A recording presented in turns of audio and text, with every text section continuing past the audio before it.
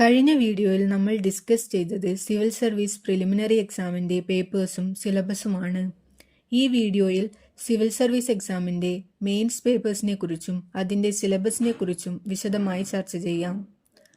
2 papers qualifying papers ആണ്. അതായത് ഈ പേപ്പേഴ്സിൻ്റെ മാർക്സ് മെയിൻസിൻ്റെ മാർക്കിൻ്റെ കൂടെ ആഡ് ചെയ്യില്ല.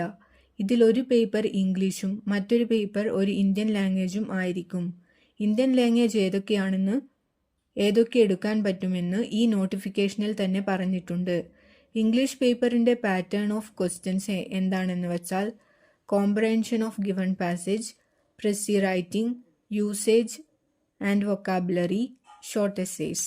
ഇന്ത്യൻ ലാംഗ്വേജിൻ്റെ എക്സാം പാറ്റേൺ എന്താണെന്ന് വെച്ചാൽ comprehension of given passage, precis writing, usage and vocabulary, short essays, translation from English to Indian language and vice versa.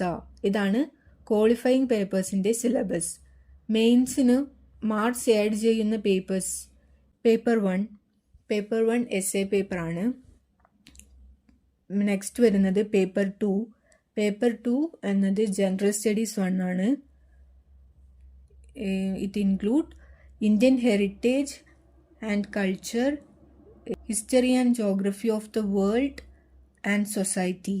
അതിലേതൊക്കെയാണ് വരുന്നതെന്ന് നോക്കാം. Indian culture will cover salient aspects of art forms, literature, architecture from modern times, modern Indian history from about middle of the 18th century until the present, significant events, personalities, issues, the freedom struggle, its various stages and important contributions from the different parts of the country, post-independence, consolidation and reorganization within the country. History of the world will include events from the 18th century such as Industrial Revolution, World Wars, withdrawal of national boundaries, colonization and decolonization, political philosophies like communism, capitalism, socialism, etc., their forms and effect on the society, salient features of Indian society, diversity of India, role of women and women's organization, population and associated issues, poverty and developmental issues, urbanization, their problems and their remedies, effect of globalization on Indian society, social empowerment, communalism, regionalism and secularism, salient features of world's physical geography, distribution of key natural resources across the world including South Asia and the Indian subcontinent, factors responsible for the location of primary, secondary, tertiary sector industries in various parts of the world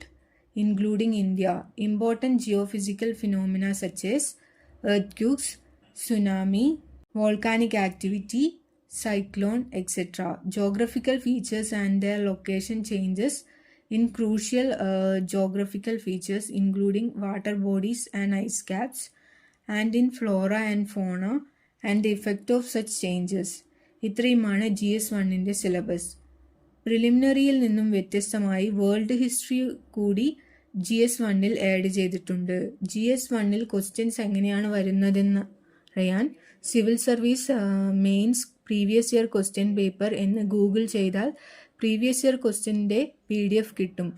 അതിൽ previous year ക്വസ്റ്റ്യൻസിൽ നിന്നും GS1ൽ ഏത് ഭാഗത്തു നിന്നാണ് കൂടുതൽ questions വരുന്നതെന്നും അതനുസരിച്ച് നോട്ടുണ്ടാക്കുകയും prepare ചെയ്യുകയും ചെയ്യാം.